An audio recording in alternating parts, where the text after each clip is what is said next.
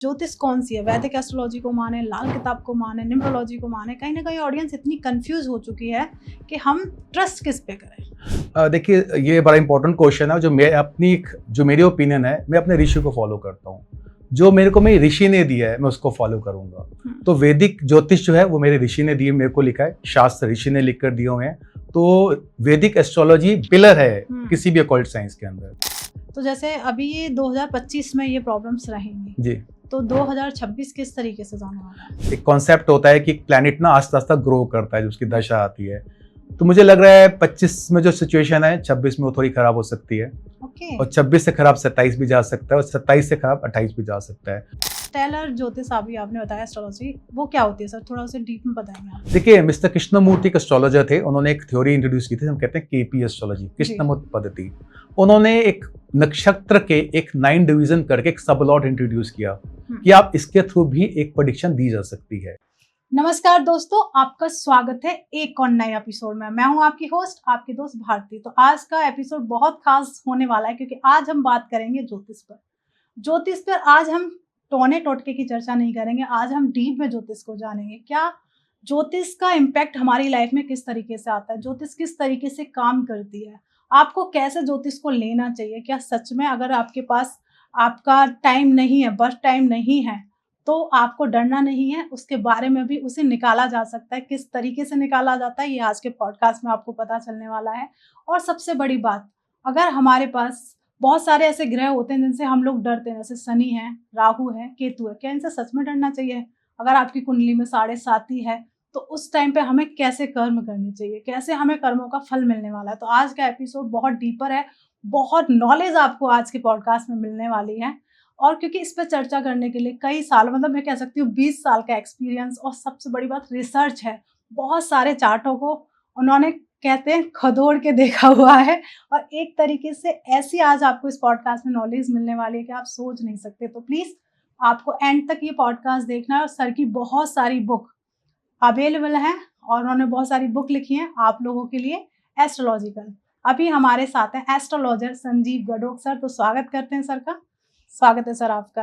कैसे हैं सर? मैं बिल्कुल ठीक हूँ।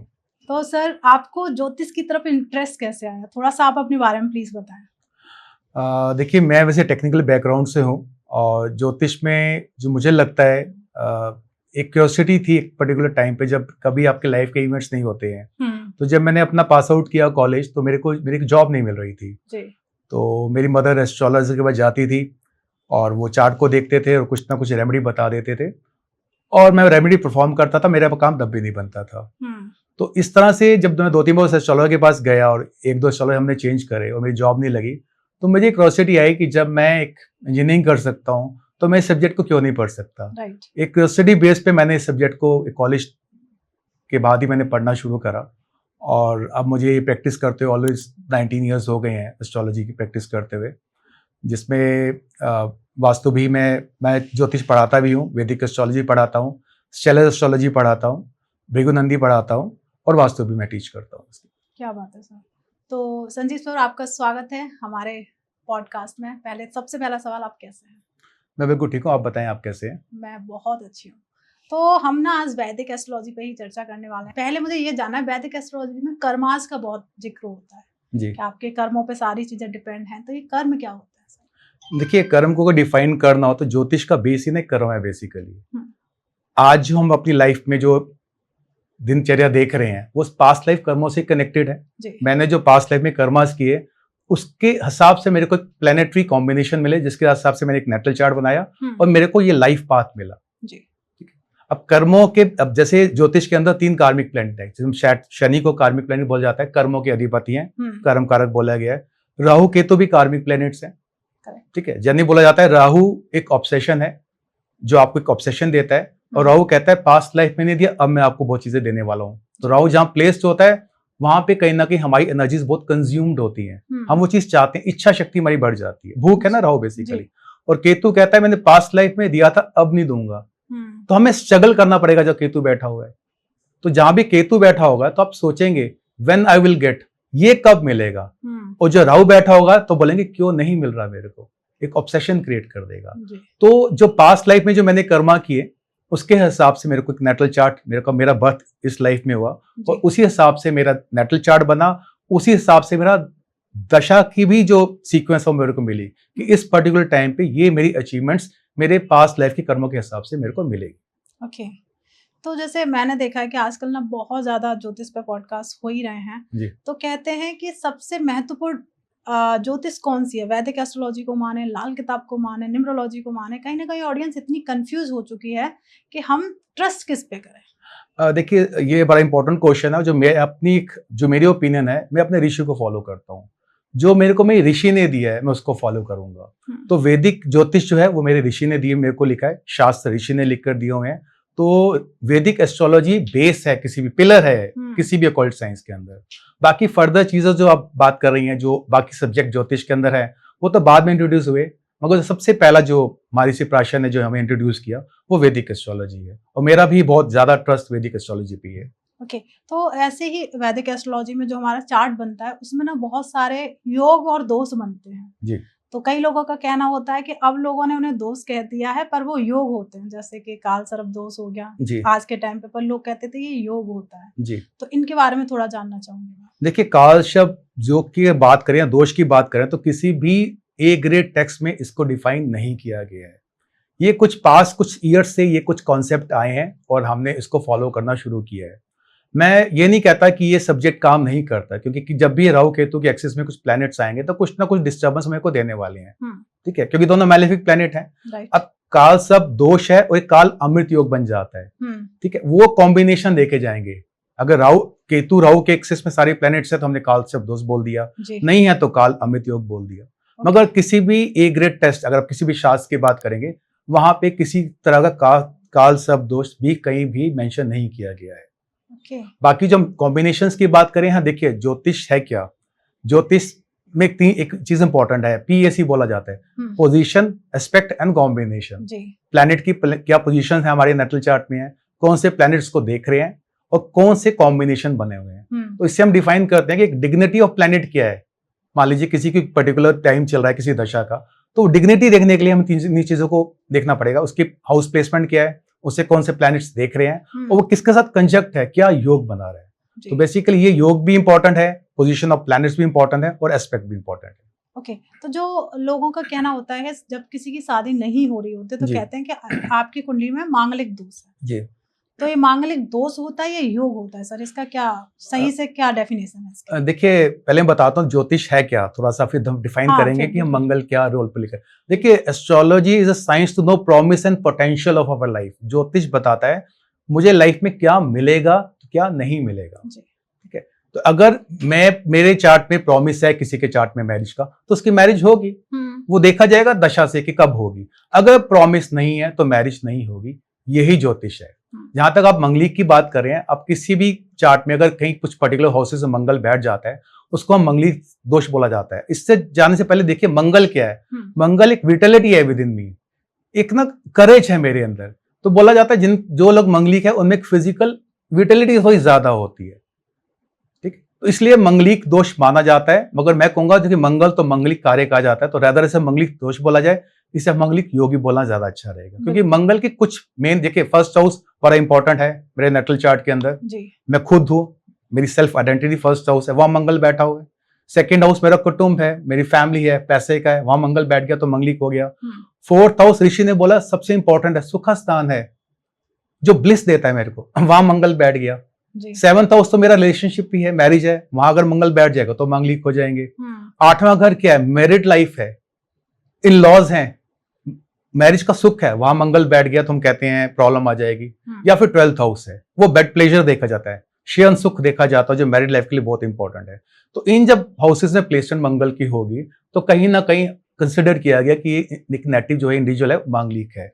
मगर मुझे लगता है कि क्योंकि बड़ी सारी आजकल जो एक मैच मेकिंग पे भी बात आती है, जो मंगलिक दोष देखा जाता है, अब टेक्स्ट में ये मेंशन तो है, शास्त्र में मेंशन है। अब एक बीइंग ए एस्ट्रोलॉजर मेरे अपने टूल्स हैं, मैं मंगलिक दोष को इतना इंपॉर्टेंस नहीं देखता हूं, क्योंकि मेरे हिसाब से जो ऋषि ने लिखा, जो शास्त्र में लिखा गया है कि मंगलिक दोष आप लगन कुंडली से देखें, आप चंद्र कुंडली से देखें, फिर आप शुक्र कुंडली से देखें, तो अल्टीमेटली हर इंडिविजुअली मंगलिक बन जाएगा। बिल्कुल। अगर हम लग्न कुंडली से देखेंगे तो देख लीजिए 12 में से 6 ग्रह में मंगल है तो 50% पॉपुलेशन मंगलिक बन जाएगी। फिर मैं चंद्रमा से देखूंगा फिर 50% मिल जाएगी। फिर शुक्र कुंडली से देखूंगा फिर 50%। तो 100 में से 150% मंगलिक कैसे हो सकते हैं? तो मंगलिक कहीं ना कहीं एक, हाँ, मंगल का एक इंपॉर्टेंट है मंगल, क्योंकि मेलेफिक कंसिडर किया जाता है उसको, हालांकि वो सेपरेटिव प्लेनेट नहीं है। तो जहां वो बैठेगा वहां पे सुखों की कमी डेफिनेटली लेकर आ जाएगा, डिपेंडिंग कौन से हाउस में और कौन से साइन पे। मगर मंगलिक को जो शास्त्र ने बोला वो मैंने आपको बताया कि 3 तरह से मंगलिक दोष देखना चाहिए। अगर आप लगन कुंडली से देख रहे हैं तो दिक्कत है, हमें चंद्र भी देखना चाहिए और शुक्र भी देखेंगे तो आप देखेंगे मैक्सिमम जो पॉपुलेशन वर्ल्ड की है 90% पॉपुलेशन मंगलिक की मिलेगी आपको। तो आप खुद हम डिसाइड कर सकते हैं हम इस दोष को देखना है या इस योग को बना के देखना है कि नहीं देखना है। ओके, जैसे आपने 12th हाउस की चर्चा की, 12th में मंगल होता है, ऐसे मैंने 12th के लिए या तो मैंने वीडियोस में ही देखा है कि 12th हाउस अगर किसी के में राहु आके बैठ जाता है या शनि तो उसे जेल योग बन जाता है या जेल का यात्रा करनी पड़ती है। तो इसके पीछे का क्या? देखिए, ज्योतिष में एक टूल कभी भी काम नहीं करेगा। राहु 1.5 साल तक एक साइन में रहेगा, एक लगन आपका 2 घंटे तक रहेगा। तो 2 घंटे में जो लगन में राहु आपको 12वें घर में राहु मिला है वो सबको जेल योग कैसे बन जाएगा? तो एक कॉम्बिनेशन ज्योतिष में कभी भी काम नहीं करेगा। फिर जब भी कोई इवेंट लाइफ में होगा 3 चीजें बहुत इंपॉर्टेंट, एक तो कॉम्बिनेशन होने चाहिए मेरे नेटल चार्ट में, फिर ट्रांजिट गोचर का बहुत इंपॉर्टेंट रोल है, फिर दशा अंतरदशा क्या मिली है। अब राहु तो 12th हाउस में काफी लोगों का होगा, मगर क्या पता उनको वो दशा ही ना मिले जो एक्टिवेट ना कर पाए इस प्लेनेट को। तो एक कॉम्बिनेशन ये कहना कि राहु इन 12th हाउस आपको एस्कॉर्डिंग या जेल देगा, ऐसा मैं तो नहीं मानता इस चीज को। ओके, तो जैसे अब बहुत सारे लोगों को जेल योग बन जाता है, जैसे आपने कहा कि दशाओं पर डिपेंड करता है जी। अगर किसी बच्चे की दशा बचपन में शुक्र की शुरू होती है जी। तो कहते हैं शुक्र की दशा में डिजायर शुरू हो जाते हैं या फिर मेंटल अफेयर वगैरह के लिए भी बातचीत की जाती है। तो एक छोटे से बच्चे को अगर शुक्र की दशा है तो किस तरीके का उस पर प्रभाव आने वाला है? देखिए, अब शुक्र क्या रिजल्ट देगा, एक होता है कि प्लैनेट के सिग्निफिकेशंस क्या है, शुक्र क्या सिग्निफाई करता है। जो आप बात कर रहे हो आपका ना सिग्निफिकेशंस की बात कर रहे हैं कि सुख, ये सुख देगा, मटेरियलिस्टिक चीजें देगा मेरे को।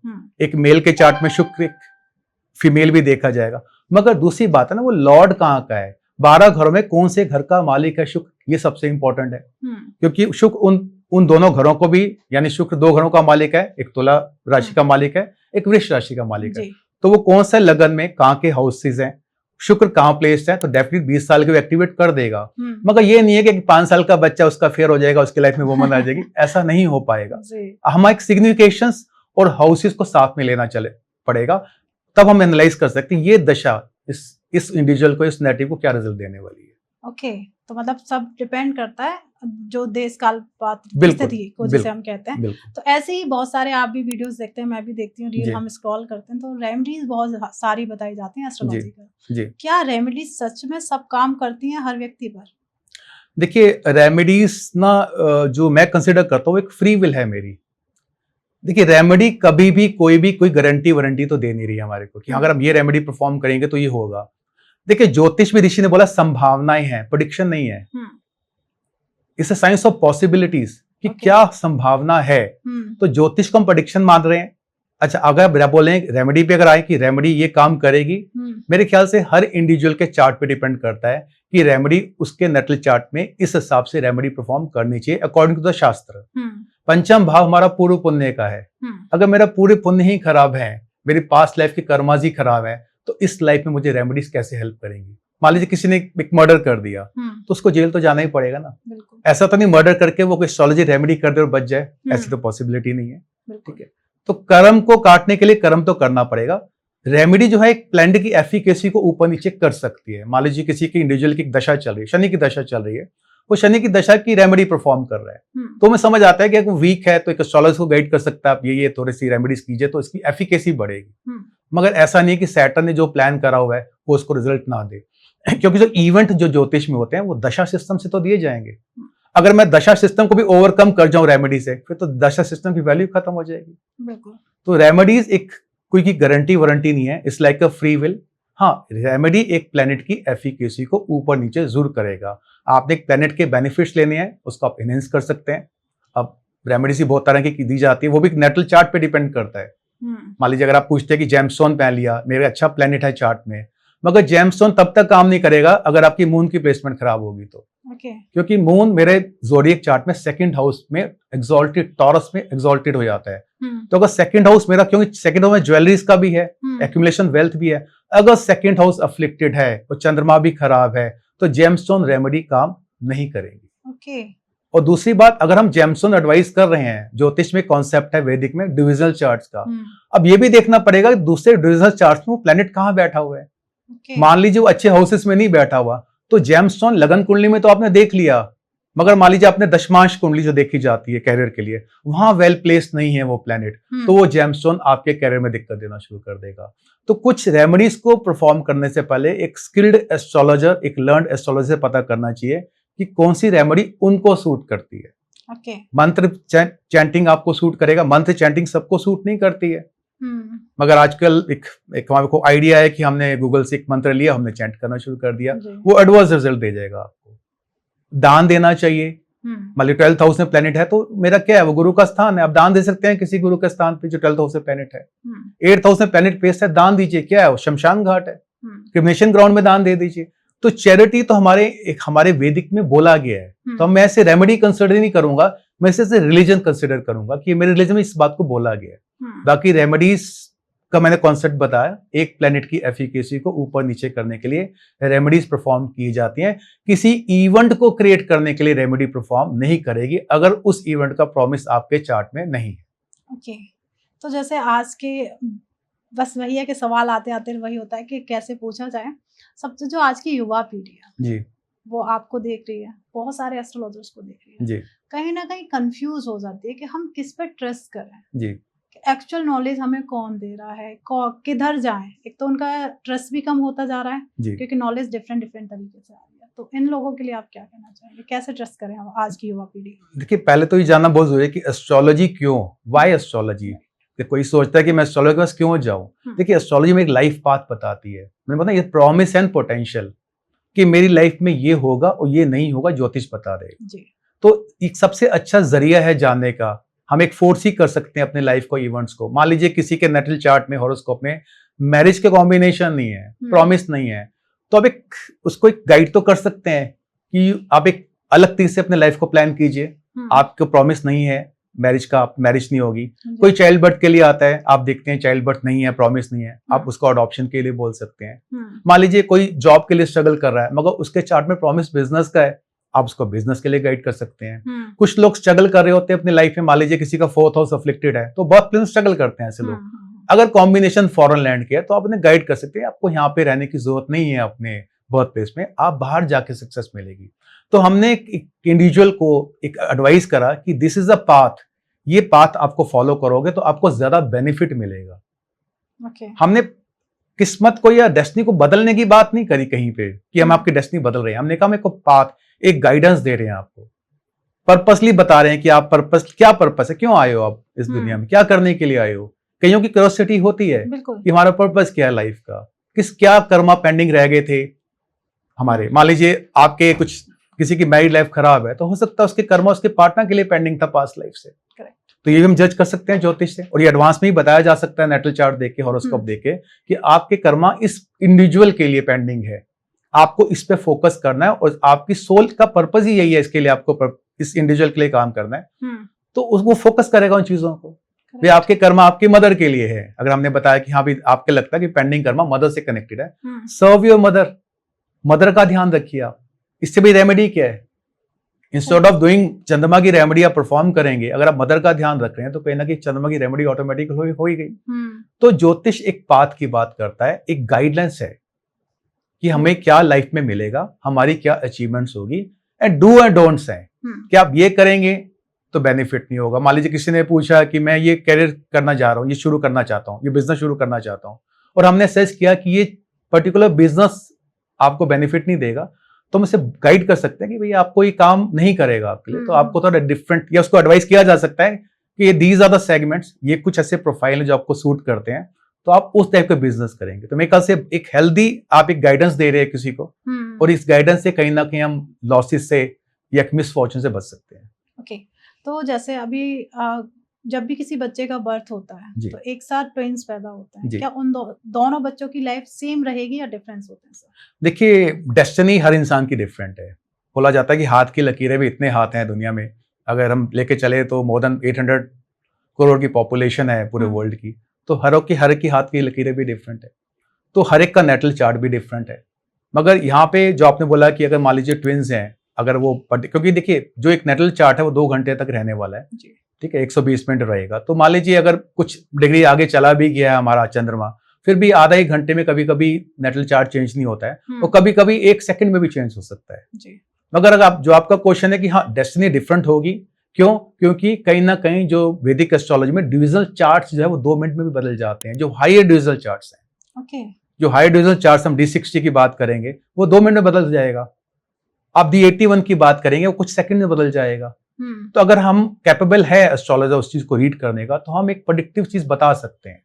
ये मैं वैदिक से बात कर रहा हूँ। हाँ, स्टेलर एस्ट्रोलॉजी में हम ज्यादा रिफाइन कर सकते हैं चीजों को, जैसे थ्योरी है, नक्षत्र थ्योरी है, आपने सुना होगा केपी थ्योरी है या कस्पल इंटरलिंक है, वो हम 4SL थ्योरी पे काम कर रहे हैं, तो मिली सेकंड में टाइम को रिफाइन कर रहे हैं। अब मान लीजिए कोई भी ट्विन होगा तो मिली सेकंड तो कभी भी किसी के सेम नहीं हो सकते। 5 मिनट का अगर सर्जरी भी किसी की सर्जरी का तो भी अगर बच्चा आ रहा है तो वो भी 5, 7, 10 मिनट का फर्क तो होगा ही होगा। आराम से। तो डेफिनेटली तो मिली सेकंड चेंज हो जाएंगे, तो कहीं ना कहीं वो डेस्टिनी उनकी बदल जाएगी। ओके, स्टेलर ज्योतिष अभी आपने बताया एस्ट्रोलॉजी, वो क्या होती है सर, थोड़ा उसे डीप में बताएंगे आप? देखिए, मिस्टर कृष्णमूर्ति एक एस्ट्रोलॉजर थे, उन्होंने एक थ्योरी इंट्रोड्यूस की थी, हम कहते हैं केपी एस्ट्रोलॉजी, कृष्णमूर्ति पद्धति। उन्होंने एक नक्षत्र के एक 9 डिवीजन करके एक सबलॉट इंट्रोड्यूस किया कि आप इसके थ्रू भी एक प्रेडिक्शन दी जा सकती है।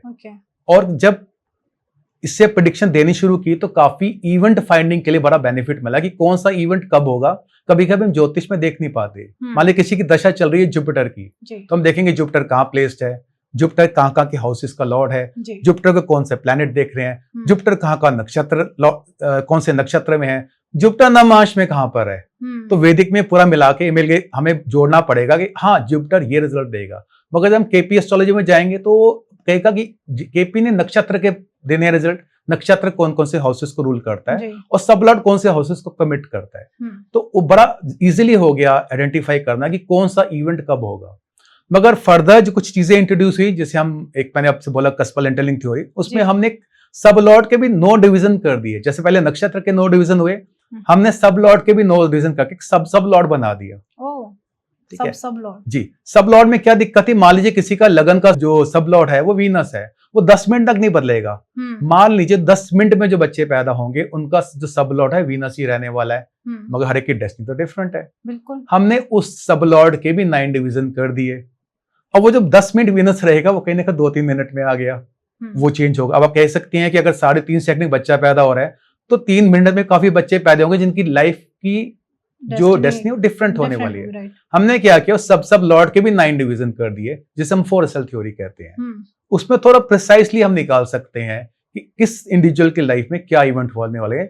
जहां पे ट्विन के केसेस हैं, जहां ट्विन बच्चे एक घर में हो रहे हैं और सबकी डेस्टिनी अलग बताई जा रही है, तो उसमें, और ये बर्थ टाइम रेक्टिफिकेशन में बड़ा एक सटीक सा एक प्रोसीजर है, हालांकि थोड़ा टाइम कंज्यूमिंग मैटर है कस्पल इंटरलिंक में किसी का रेक्टिफाई करना, मिली सेकेंड तक लाना, मगर इसमें एक प्रिसाइसली आपको टाइम मिल जाएगा मिली सेकेंड में कि इस टाइम पे इस इंडिविजुअल का बर्थ हुआ। मतलब काफी डीप में जाके इसका करना पड़ता है जी। क्योंकि वैदिक में देखिए एस्ट्रोलॉजर कोई चार्ट रीडिंग के लिए आता है, वो लगन की डिग्री देख लेगा।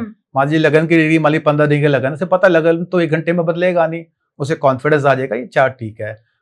जो एस्ट्रोलॉजर नमांश देखना चाहता है, डिविजनल चार्ट, तो नमांश भी देख लेगा, वो 2-3 क्वेश्चन पूछ कर नमांश को भी देन एंड देयर उसको सेट कर सकते हैं। मगर किसी का लगन अगर मान लीजिए 0.1 डिग्री का है, इसे हम कहते हैं स्टेट ऑफ इन्फेंसी का लगन है, या तो 29 डिग्री का लगन है, जो क्योंकि 1 डिग्री 4 मिनट की है तो 4 डिग्री में लगन बदल जाएगा जी। तो अगर 4 मिनट पहले 4 मिनट बाद का बर्थ है तो उसका लगन ही अगर राइजिंग साइन ही बदल गया तो प्रेडिक्शन कैसे करेंगे। तो सबसे पहले एक एस्ट्रोलॉजर की ड्यूटी है, वो ये देखेगा ये जो चार्ट है वो करेक्ट भी है कि नहीं है। हम कहां शक हो जाएंगे, कहां फंस जाएंगे, जहां स्टेट ऑफ इन्फेंसी की डिग्री का लगन मिल जाएगा हमारे को, फिर हमें उसके कैरेक्टरिस्टिक्स से जानना पड़ेगा। तो हम लगन, मान लीजिए किसी का कैंसर एसेंडेंट आ रहा है मगर वो लियो पे जा रहा है जी। तो कैंसर तो इमोशनल पर्सन है, हम पूछ सकते हैं आप इमोशनल हो। लियो है तो क्या है, लियो एक फायरी साइन है, एग्रेशन की बात करता है, डोमिनेंस की बात करता है। कुछ बेसिक क्वेश्चन पूछ के आप एक इंडिविजुअल से तो उस लगन को तो सेट कर देंगे, मगर एक्यूरेट टाइम तब भी हम नहीं निकाल पाएंगे। उस वहां तक हम एक्यूरेसी में हम क्या करेंगे, हम लगन से ही सारी प्रेडिक्शन देने की कोशिश करेंगे। लगन कुंडली से प्रेडिक्शन दी जा सकती है, इसमें कोई डाउट नहीं है, मगर प्रिसाइसली कई लोग चाहते हैं कि हमें बर्थ टाइम ही नहीं पता है, कैसे निकाला जाए। तो वैदिक का तरीका जो फॉलो करता हूं, मैं पहले वैदिक से करता हूं, फिर एक कॉन्सेप्ट है भृगु चक्र पद्धति, जो हम एक इवेंट फाइंड करते हैं, फिर मैं कस्पल इंटरलिंक लगाता हूं। तो मुझे इसमें टाइम लगता है, मैं 10 से 15 दिन लेता हूं बर्थ टाइम रेक्टिफिकेशन करने के लिए। तो एक प्रिसाइज टाइम, एक मिली सेकेंड का टाइम हम एक इंडिविजुअल को प्रोवाइड कर सकते हैं। ओके, क्योंकि आजकल बहुत सारे लोगों के, जैसे अभी आपने कहा कि टाइम पता ही नहीं होता है किस टाइम बर्थ हुआ है जी, सिर्फ आपको ये पता होता है कि हमारी डेट ये है, मंथ ये है और ईयर ये है जी। तो उस टाइम पे किस तरीके से, जैसे आपने कसफल के द्वारा आप निकाल देते जी, तो क्या हर एक एस्ट्रोलॉजर इस तरीके से निकालता है? हाँ, देखिए वैदिक में ना एक ग्रंथ में एक चैप्टर है नष्ट जातिका का, नष्ट जातिका, जिसके पास डिटेल्स नहीं है, उसका एक पैटर्न है उसको निकालने का। इवन इसे लेंथी पैटर्न, मगर इस केस में भी एक बर्थ चार्ट बनाया जा सकता है। सेकंड, हमारा एक ऑप्शन हॉरारी एस्ट्रोलॉजी का है, प्रश्न कुंडली का है। मान लीजिए आपके एक स्पेसिफिक क्वेश्चन के लिए आप किसी आए हैं, तो हमें नेटल चार्ट नहीं है, आपने कहा मेरे डिटेल नहीं पता है, तो हम उस प्रश्न कुंडली से भी आपको रीडिंग दी जा सकती है। हॉरारी का कॉन्सेप्ट ही तो यही है। बेसिकली जब मैं रीडिंग देता हूं, मैं नेटल चार्ट के साथ प्रश्न कुंडली भी कास्ट करता हूं, क्योंकि वो प्रेजेंट लाइफ कर्मों की बात कर रहा है। नेटल चार्ट तो पास्ट लाइफ कर्मों की बात कर रहा है कि आपने पास्ट लाइफ में कर्म किया था, उस हिसाब से प्लैनेटरी कॉन्फ़िगरेशन आपको इस लाइफ में मिल गई। मगर प्रेजेंट लाइफ में आप क्या कर रही हैं, आपने अभी तक क्या अचीवमेंट्स है, कौन सा प्लैनेट अफ्लिक्टेड है। अगर हम रेमेडी की भी बात करें, जो सो कॉल्ड रेमेडी बात की जाती है ज्योतिष के अंदर, तो वो देखा जा सकता है कि प्रेजेंट लाइफ में नेटिव से क्या मिस्टेक्स हो रही हैं। और मान लीजिए एक स्पेसिफिक क्वेश्चन किसी का मैरिज का है, तो हॉरारी एस्ट्रोलॉजी यानी प्रश्न कुंडली से इसको बिल्कुल परफेक्ट रीडिंग दी जा सकती है कि आपकी मैरिज होगी या नहीं होगी, होगी तो कब होगी। ओके, जो आपने प्रश्न कुंडली की बात की है, तो अगर किसी, आजकल लोगों के बहुत सारे प्रश्न होते हैं कि मेरे घर पे चोरी हो गई, मेरा ये हो गया, तो क्या उसका भी सटीक आंसर मिल सकता है? देखिए, जो चोरी और थेफ्ट के जो क्वेश्चंस हैं, जो इस तरह क्वेश्चन है, कभी भी आपके नेटल चार्ट से बताए ही नहीं जा सकते। नेटल से नहीं, पर प्रश्न वो प्रश्न कुंडली से बताए जा सकते हैं। तो क्या सटीकता निकलती है उसमें? देखिए, अब मैंने कहा, आपको पहले ही बोला कि इट्स साइंस ऑफ पॉसिबिलिटीज। मैं प्रेडिक्शन तो लेके नहीं चल रहा, हम आज प्रेडिक्शन की बात कर रहे हैं कि एस्ट्रोलॉजी प्रेडिक्टिव है, बट ऋषि, मैं ऋषि को फॉलो कर रहा हूँ। हालांकि मैं जो कस्पल की बात कर रहा हूँ, कस्पल में तो मैं डे एंड मंथ भी निकाल के दे सकते हैं, इवेंट इस टाइम पे होगा, मगर हम इससे ऐसे लेके चलते हैं कि हम एक पॉसिबिलिटीज की बात कर रहे हैं।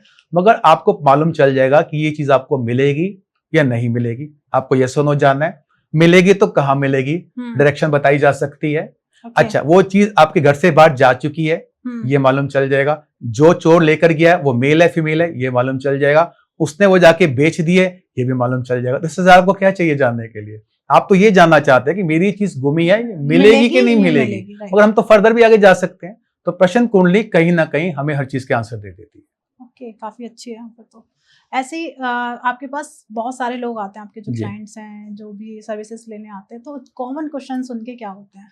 एज एस्ट्रोलॉजर प्लीज आप हमें बताएं। देखिए, अगर आप इंडिया की बात करें, इंडिया में तो फिक्स क्वेश्चंस हैं। हमारे कुछ 6-7 क्वेश्चन हैं, इंडियंस के ज्यादा क्वेश्चंस नहीं है।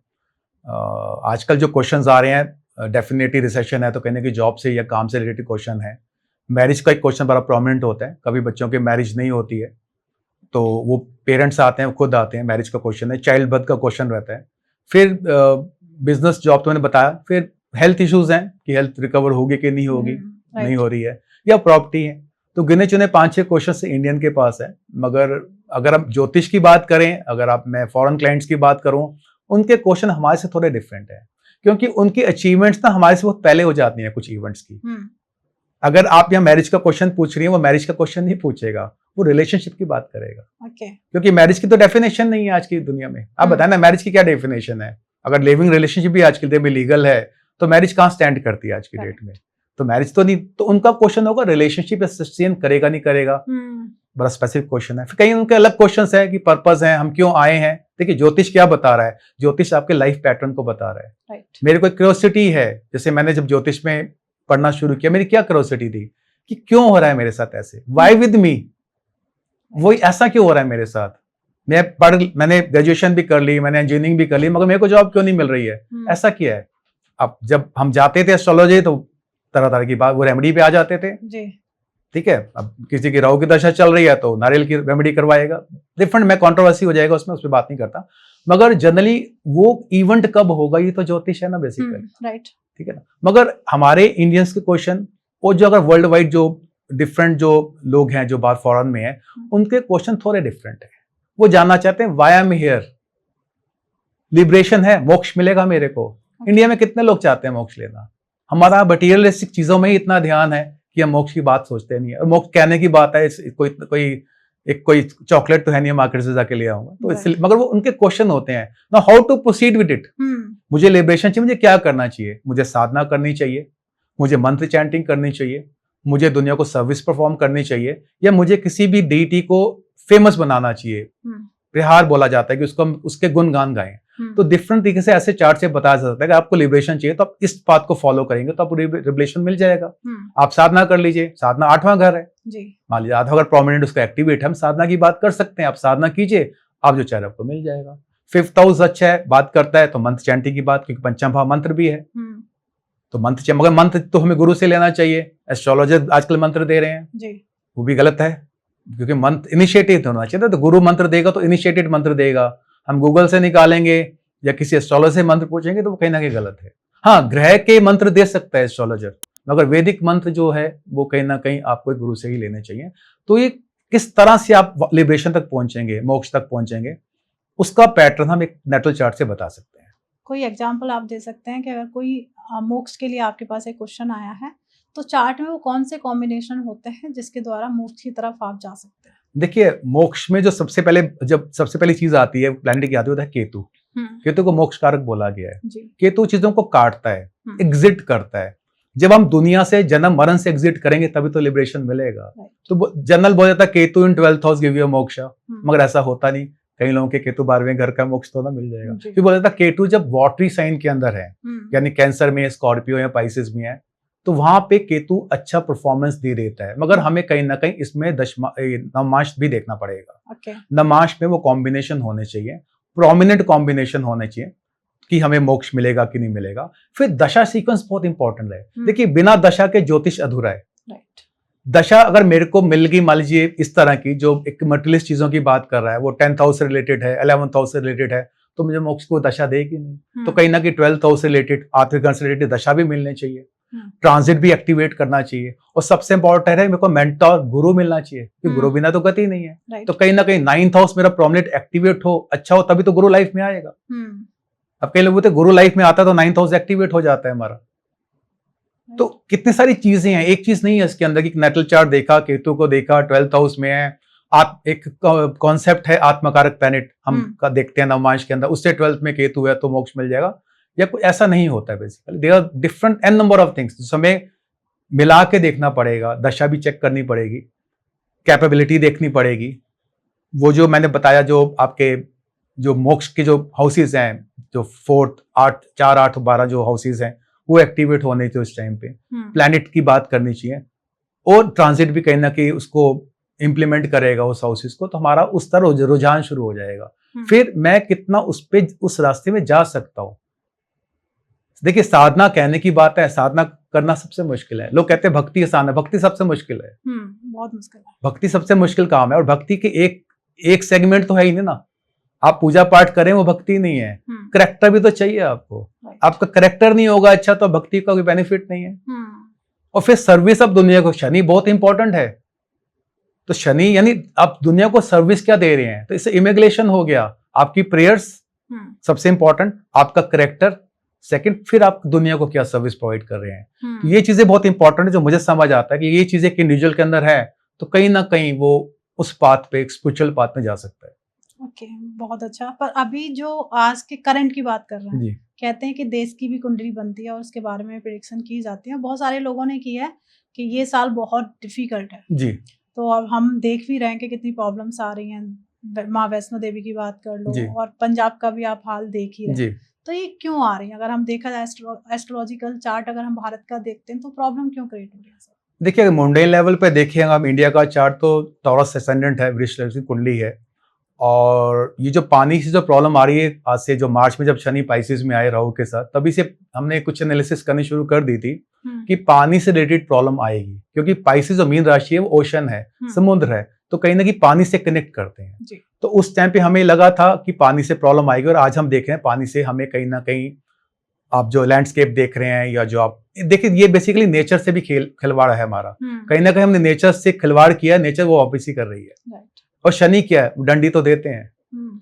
Shani is Saturn is a planet for transformation in life, तो ट्रांसफॉर्मेशन ही तो हो रही है वर्ल्ड वाइड, पानी से थ्रू हो रहा है, क्योंकि पानी है, मीन राशि पानी है। जहां तक इंडिया की आपने बात करी, अब इंडिया की दशा जो अब चलेगी, मंगल की दशा शुरू हो जाएगी, और टॉरस वालों के लिए मारक है मंगल, वो 2nd और 7th हाउस का लॉर्ड है। तो कहीं ना कहीं मार्केश की दशा कभी भी हेल्दी नहीं जाती है। किसी के नेटल चार्ट में, अगर एक ह्यूमन के नेटल चार्ट में मारक आएगा, हेल्थ इश्यूज हो सकते हैं, रेजिस्टेंस होंगी लाइफ में। किसी कंट्री के चार्ट में भी आएगा तो कहीं ना कहीं एक रेजिस्टेंस क्रिएट करके आएगा। अब मंगल के एक सिग्निफिकेशंस है, मंगल एक करज है, फाइट है, डिस्प्यूट है, वेपन है, आर्मी है, ये तो एक्टिवेट हो जाएगा। तो पॉसिबिलिटी नजर आती है कहीं ना कहीं कि आने वाले टाइम पे कुछ ना कुछ फाइट्स, वॉर में इंडिया इंडल्ज हो जाएगा, पूरी पॉसिबिलिटीज है। और जो पर्टिकुलर टाइम पे जो आप बात करिए, कहीं ना कहीं जो शनि और राहु जो कॉम्बिनेशन मीन राशि में बना था, उसके कहीं ना कहीं रिजल्ट अभी तक हमारे को मिल रहे हैं। और आने वाले में अगर आप एक लेवल में आगे जाके आपसे बात करूंगा, अभी लूनर एक्लिप्स आ जाएगा, टोटल लूनर एक्लिप्स 7th को है, ये भी इंडिया के लिए कहीं ना कहीं थोड़ा सा डेंजरफुल है, क्योंकि विजिबल है इंडिया में, रात को 10 बजे दिखना शुरू हो जाएगा और 1:30 बजे तक दिखेगा ये। और कहीं ना कहीं मुंडेन लेवल पे हमें कहीं ना कहीं टेररिस्ट एक्टिविटीज दिख सकती हैं, specially on the northern region, क्योंकि उत्तर बृहस्पति में ये चल रहा है, इस नक्षत्र में चल रहा है, और उस दिन चंद्रमा और जो राहु है सेम नक्षत्र में होंगे। तो कहीं ना कहीं ये जो लूनर एक्लिप्स है इंडिया के लिए इतना अच्छा नहीं जाने वाला है। कुछ ना कुछ मुझे लगता है, कुछ ना कुछ टेररिस्ट एक्टिविटीज हो सकती हैं, और जो आप जो दूसरी चीजें जो आप नेचर की क्लैमिटीज देख रहे हैं, वो तो हमारे को देखने को मिलेंगी। तो कमिंग टाइम जो है बेसिकली ग्रेजुअली थोड़ा सा डिफिकल्ट टाइम है। मैं डराने वाली बात नहीं कर रहा, मगर हम एक केयरफुल की बात कर रहे हैं। जैसे अब मान लीजिए लैंडस्केपिंग है तो आप मत जाइए, हिल से मत जाइए, आप आपका लग रहा है आप एयर ट्रेवल मत कीजिए, अगर जो बहुत जरूरी नहीं है। तो यहाँ थोड़ा ध्यान देने के लिए चीज है। तो कमिंग टाइम है, सिंस क्योंकि होगा क्या, 7th को पितृपक्ष भी शुरू हो जाएंगे, 7th को लूनर एक्लिप्स है, टोटल लूनर एक्लिप्स है, मतलब है कि विजिबल है इंडिया में। और जब खत्म होगा, जब पितृपक्ष खत्म होंगे, तब सोलर एक्लिप्स आ जाएंगे। तो इस सितंबर के मंथ में 2 एक्लिप्स हैं जो थोड़े डिफिकल्ट रहने वाले हैं इंडिया के लिए, और specially the northern region, Haryana, Punjab, even the Delhi में भी कुछ ना कुछ ऐसी मेजर एक्टिविटीज होने की पॉसिबिलिटीज है। ओके, तो जैसे अभी ये 2025 में ये प्रॉब्लम्स रहेंगी जी, तो 2026 किस तरीके से जाने वाला है? देखिए, जो मैं समझता हूं कि एक कॉन्सेप्ट होता है कि प्लैनेट ना आस्ते आस्ते ग्रो करता है, जो उसकी दशा आती है। तो मुझे लग रहा है 25 में जो सिचुएशन है, 26 में वो थोड़ी खराब हो सकती है। और 26 से खराब 27 भी जा सकता है, और 27 से खराब 28 भी जा सकता है। तो कमिंग जो 7 ईयर जो मंगल की दशा इंडिया के लिए है, तो ट्रांसफॉर्मेशन वाला टाइम है बेसिकली। कुछ ना कुछ प्रॉब्लम इंडिया में ऑन ऑफ रहेगी। और जो मार्स की क्वालिटीज हैं, मैंने कहा करेज है, करेज होगी हमारे पास, हम बड़ा ब्रेवली हमारी आर्मी फाइट करेगी, क्योंकि फाइट डिस्प्यूट मेरे को दिखते हैं, वॉर विजिबल है, वॉर होगी, और कहीं ना कहीं इनसे बाहर भी निकलेंगे। मगर ये एक फ्रस्ट्रेशन वाला टाइम रहने वाला है। और एक इंडिविजुअल के टाइम पे भी हम अगर मंगल को हम देखेगा, इंडिया, हम एक मुंडेन लेवल पे इंडिया की कुंडली को भी देखें, और एक नेटल चार्ट को भी, एक इंडिविजुअल पे जो इम्पैक्ट देखेंगे, तो इंडिविजुअल पे भी इम्पैक्ट डालेंगे। देखिए, इंडिया में जो होगा उसके छींटे आप पे भी गिरेंगे, मुझ पे भी गिरेंगे। तो मंगल की दशा का इम्पैक्ट एक हर इंडिविजुअल पे होगा। हमें क्या करना है, हमें एग्रेशन नहीं रहना है, अननेसेसरी डिस्प्यूट में नहीं घुसना है, थोड़ी पेशेंट लेवल्स को थोड़ा इंक्रीज करना पड़ेगा हमारे को, और करेज को ऊपर रखना पड़ेगा। काफी चीजें हमारे को देखने को मिलेंगी जिससे हम डिस्टर्ब होंगे, मगर पेशेंस से टाइम निकाला जा सकता है। तो कमिंग जो टाइम है, starting from the 7th of September, जो टोटल लूनर एक्लिप्स है, थोड़ा डिफिकल्ट टाइम रहने वाला है। और कुछ ना कुछ नॉर्दर्न रीजन में इंडिया में कुछ ना कुछ एक्टिविटीज हमारे को देखने को मिल सकती है। ओके, तो मतलब काफी मुझे लगता है डेंजरस जाने वाला है 2025। देखिए, हम डेंजरस नहीं करेंगे, हम तो डिफिकल्ट कह सकते हैं। डेंजर तो हम एक क्रिएट कर सकते हैं, थोड़ा सा हम डर जाएंगे चीजों से, मगर डिफिकल्ट टाइम का मतलब ये है कि हमें बताने का, देखिए ज्योतिष क्या बता रहा है, अलर्टनेस की बात तो कर रहा है। कोई डराने के लिए तो कोई बात की नहीं जा रही है कि आप डर जाए, हम कह रहे हैं अलर्ट रहिए। ठीक है, जब डिफिकल्ट टाइम आता है क्या किया जाता है, हम अपने आप को सेफ रखने की कोशिश करते हैं। करेक्ट। ओवर इन्वेस्टमेंट्स नहीं करते हैं, अपना पैसा अपने पास रखने की कोशिश करते हैं कि हमें अगर कुछ एक्स्ट्रा चीज होंगी तो पैसा होगा तो हम सर्वाइव कर जाएंगे। तो इसलिए थोड़ा गाइड किया जाता है, ज्योतिष तो गाइड किया जा रहा है कि ये टाइम आएगा तो आपको इस तरह से टाइम को निकालना पड़ेगा। ओके, तो अभी आपने जैसे कहा 7 तारीख को पितृपक्ष शुरू हो रहा है, तो ऐसी कुंडली में कहते हैं कि पितृदोष होता है जी। तो क्या होता है ये पितृदोष, किस तरीके के इसके रिजल्ट होते हैं सर? देखिए, मैंने आपको पहले बताया था कुछ कार्मिक प्लैनेट्स हैं, जैसे शनि, राहु और केतु कार्मिक प्लैनेट्स हैं। सूर्य को एंसेस्टर्स माना गया है कहीं ना कहीं। जब भी सूर्य हमारे नेटल चार्ट में राहु से अफ्लिक्टेड हो जाता है, कुछ पर्टिकुलर हाउसेस में, जैसे फर्स्ट हाउस में, 5th हाउस है, 9th हाउस है, उसको पितृदोष बोला जाता है वैदिक एस्ट्रोलॉजी में। मगर कुछ नाड़ी ग्रंथ बात करते हैं अगर जुपिटर भी अफ्लिक्टेड है राहु के साथ, वो भी कंसिडर करते, क्योंकि जुपिटर को जीव कारक बोला जाता है। मैं खुद जीव हूं, मैं खुद जुपिटर हूं, अगर उसमें अफ्लिक्शन है तो बोला जाता है कि वो पितृदोष है। तो पितरों के लिए पितृदोष डेफिनेटली ज्योतिष में देखा जाता है। जो मैं बताया, सूर्य राहु के कॉम्बिनेशन अगर आपका फर्स्ट हाउस में है या 5th हाउस में है या 9th हाउस में, तो पितृदोष कंसिडर किया जाता है। मगर कुछ ग्रंथों के अंदर गुरु को भी लिया गया है कि जुपिटर भी अफ्लिक्टेड है तो उसको भी पितृदोष कंसिडर किया गया है। ओके जी। तो मतलब किस तरीके की प्रॉब्लम्स आती है एक जातक को? देखिए, जब भी इस तरह के, देखिए पितृदोष एक कर्स ले सकते हैं हम, और जब भी किसी नेटल चार्ट में कर्स होगा तो कहीं ना कहीं रेजिस्टेंस लाइफ में आएंगी। अब डिपेंड करता है कि नेटल चार्ट में और क्या क्या वीकनेसेस हैं, कौन कौन से हाउस से ज्यादा अफ्लिक्टेड है, तो वो ज्यादा प्रोमिनेंटली आपको प्रॉब्लम देना शुरू कर। मान लीजिए किसी के मैरिज हाउस 7th हाउस खराब है, अकॉर्डिंग पितृदोष भी है, तो ज्यादा प्रॉब्लम कहाँ फेस करेगा? मैरिज नहीं हो रही, तो आप किसी को जाएंगे पितरों की पूजा करा लीजिए जी। ठीक है। अब खाली यही पितृदोष नहीं है, अब शनि राहु भी है, कहीं ना कहीं शापित योग बना जाता है, वो भी एंसेस्टर्स से जुड़ा हुआ कॉम्बिनेशन है। या आपके कोई एंसेस्टर्स के लास्ट राइट्स अगर कंप्लीट नहीं हुए हैं तो शनि राहु है। शनि केतु भी कंसिडर किया जाता है कि वो शापित योग है, उसकी भी पूजा, किसकी? पितरों की पूजा करवानी पड़ेगी हमारे को। कुछ एडवाइस करते हैं, ट्रैक की त्रिपंडी पूजा की जाती है इसके लिए गया में जाके। तो कुछ कर्सिस जो पेंडिंग है मेरे ख्याल से उनकी तो हमें रेमेडी करनी बहुत जरूरी है, नहीं तो कर्सिस के फैमिली लीनेज में जाता है। मान लीजिए किसी का कॉम्बिनेशन, मान लीजिए शनि केतु का कॉम्बिनेशन है, वो पूरी फैमिली में कहीं ना कहीं दिखेगा आपको कॉम्बिनेशन।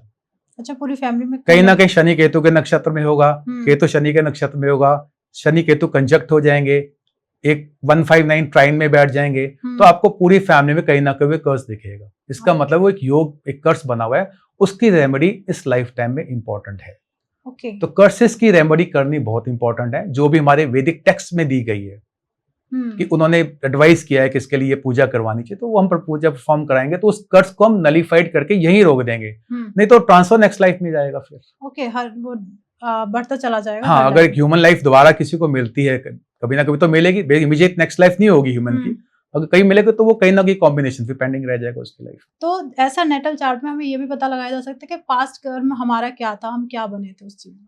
देखिए, अगर हम देखिए, अब नहीं कि ब्लाइंड गेम है बेसिकली इसको बोलना, ठीक है। 5th हाउस मेरा पूरे पुण्य है, मैंने वो पास्ट लाइफ की बात कर रहा है, मगर मेरा पास्ट लाइफ 9th हाउस है। 9th हाउस जो मेरा वो पास्ट लाइफ का है, 9 से 5th लगन है मेरा प्रेजेंट लाइफ है। मैं खुद हूं ना लगन, असेंडेंट राइजिंग में खुद हूं, और जो 5th हाउस है बच्चों का, यानी आपका फ्यूचर। तो जो पास्ट लाइफ है वो 9th हाउस है, लगन मेरा प्रेजेंट लाइफ है, और 5th हाउस मेरा फ्यूचर देखा जाएगा उसे। फ्यूचर आपके बच्चे क्या करेंगे, क्या बनेंगे, क्या करेंगे। 9th हाउस से जो 10वां घर, वो छठा घर है, जो हम पेंडिंग कर्मा की बात कर रहे हैं। तो क्या पेंडिंग कर्मा आप लेकर आए हो, वो कहीं ना कहीं 6th हाउस से एनालाइज कर लेते हैं उसकी प्लेसमेंट से। मान लीजिए किसी नेटिव का जो 6th हाउस का लॉर्ड है 4th हाउस में है, उसके पेंडिंग कर्मा अपनी मदर के लिए, अपनी फैमिली के लिए, तो उसको एडवाइस किया जा सकता है कि आप अपनी मदर का, अपनी फैमिली का ध्यान रखें। आप ये पेंडिंग है पास्ट लाइफ से लेकर, आपका अभी नहीं करेंगे, ये लिंगर ऑन होगी चीजें, नेक्स्ट लाइफ में जाएगी। तो जब पास्ट लाइफ 9th हाउस से देखा जाता है, मगर मेरी पास्ट लाइफ कैसे थी, पूर्व पुण्य क्या है, वो 5th हाउस से देखा, मैंने कर्म कैसे किए जी। मैंने आप जब रेमेडी की बात करी थी, मैंने आपको बताया अगर 5th हाउस अफ्लिक्टेड है तो मेरे पास्ट लाइफ कर्म अच्छे नहीं है। मान लीजिए कोई रेट्रोगेट प्लैनेट बैठ गया किसी का 5th हाउस में जी, उसको रेमेडी काम नहीं करती। अच्छा, उसका पूरे पुण्य इतना खराब है। देखिए, रेट्रोगेशन का मतलब क्या होता है कि जब प्लैनेट अर्थ के बहुत पास आ जाता है, वो रेट्रोगेट हो जाता है, उसमें चेष्टा बल मिल जाता है कि प्लैनेट बहुत स्ट्रांग हो जाएगा। मान लीजिए शनि रेट्रोगेट हो गए, 5th हाउस में बैठ गए, बहुत डिफिकल्ट है ऐसे नेटिव को कोई रेमेडी काम करे उसके लिए, क्योंकि इसका पूरे पुण्य इतना खराब है। तो इस जब रेमेडियल पार्ट में, देखिए रेमेडियल पार्ट बहुत ट्रिकी पार्ट है। आप ज्योतिष की बात करें, किसी और सब्जेक्ट की बात करें, इवन की वास्तु की बात करें, वो रेमेडियल बहुत ट्रिकी है। वो सेल्फ क्रिएटेड रेमेडीज आज की डेट में इंट्रोड्यूस की जा रही हैं। अगर हम अपने टेक्स्ट तक रहें, वैदिक में रहें, जो वैदिक में ऋषि बोल के गए हैं उसको फॉलो करेंगे तो ठीक है। मगर आज की डेट में थोड़ी मॉडिफाइड रेमेडीज एडवाइस की जा रही है, मगर कुछ सर्टेन चीजें आपको हमें देखनी पड़ेगी। इवन कि कुछ नेटल चार्ट में कुछ डिविजनल चार्ट्स हैं, एक D30 चार्ट होता है, वो हमारे मिसफॉर्चून्स का चार्ट है, वो भी रीड करना पड़ेगा कि कौन सी रेमेडीज इंडिविजुअल को दी जाए, और दूसरा remedy will work for him और नॉट। सबसे पहले तो ये देखना बहुत जरूरी है कि रेमेडी काम करेगी कि नहीं करेगी।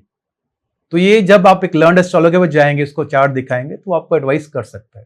मगर ये ध्यान देने वाली बात है, कर्म को काटने के लिए कर्म ही करना पड़ता है। रेमेडी मैं शुरू से कह रहा हूँ, एक प्लैनेट की एफिकेसी को ऊपर नीचे जरूर कर देगी। मैं इसको, आपने कोई जेमस्टोन पहना किसी के लिए, प्लैनेट के लिए, डेफिनेटली एनहेंस करेगा उसकी एनर्जीज को, नो डाउट। आप कहीं कोई इवेंट रुका हुआ था, जेमस्टोन ने कवर कर दिया, तो मैं शायद उससे सहमत नहीं। ओके, तो अभी आपने वास्तु की बात की, तो वास्तु पे अभी जैसे हमने चर्चा तो नहीं किया, आज हमने वैदिक एस्ट्रोलॉजी पे ही ज्यादा चर्चा किया, पर एक सवाल मुझे आपसे जानना है जी, कि जो हम डायरेक्शन देखते हैं वो किस तरीके से देखते हैं, क्योंकि कंफ्यूजन एज ए होस्ट मेरे भी दिमाग में है और ऑडियंस के दिमाग में जी। कई लोगों का कहना होता है जो घर की एंट्रेंस होती है वो बाहर से देखी जाती है, कई लोगों का कहना होता है वो घर के अंदर से देखी जाती है।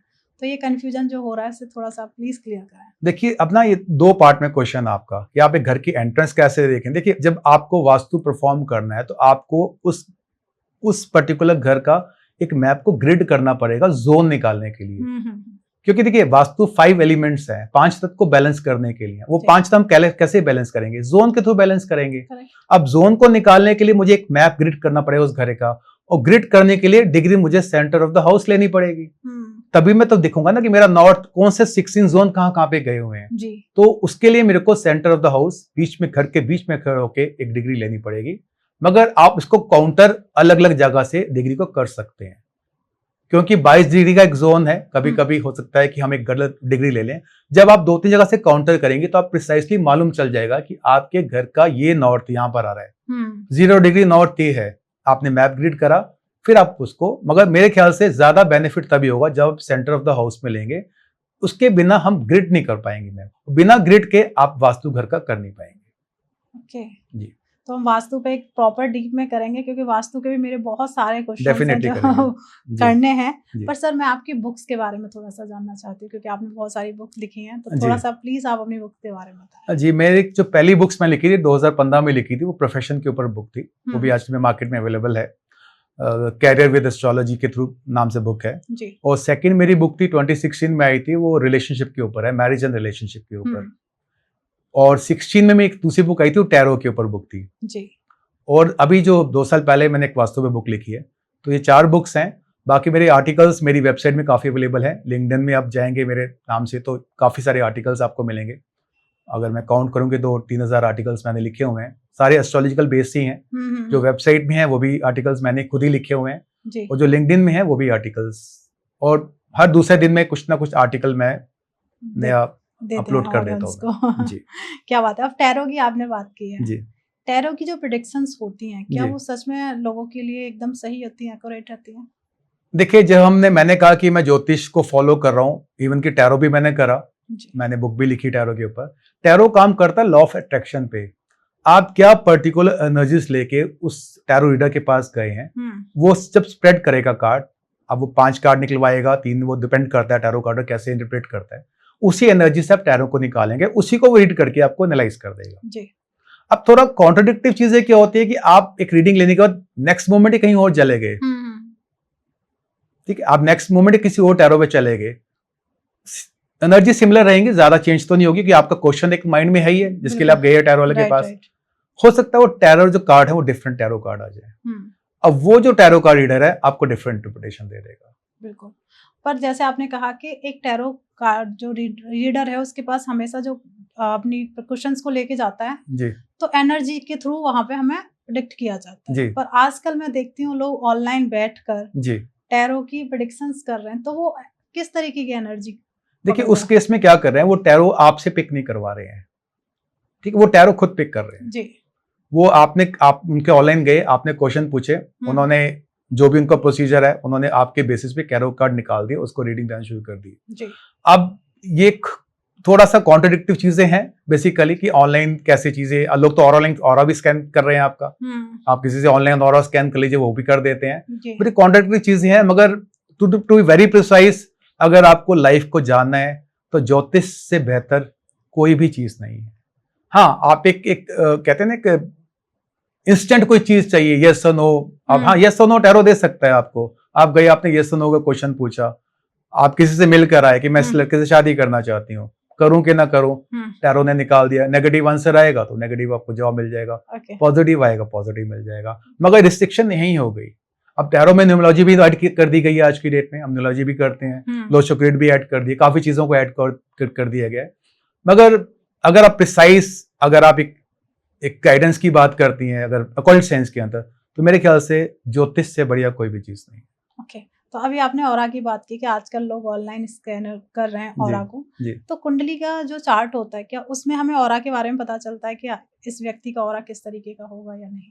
देखिए, आप जब हम देखिए ऑरा, तो आप एक आउटर चीजों को देखा जा रहा है, कुंडली से आप पूरी लाइफ को रीड कर पा रहे हैं। ऑरा देखिए, आज आपका ऑरा किसी ने चेक करा, मान लीजिए किसी की थर्ड आई अवेकन है, उसकी दृष्टि खुली है, वो आपका ऑरा चेक कर रहा है, कल आपने साधना ज्यादा कर ली तो आपका ऑरा ज्यादा बेटर हो जाएगा। मगर जो नेटल चार्ट है वो तो जब आपका बर्थ हुआ है वो फिक्स है जी। दशाएं बदलेंगी, कॉम्बिनेशन नहीं बदलेंगी, प्लैनेट की पोजीशन बदलने वाली नहीं है, ठीक है।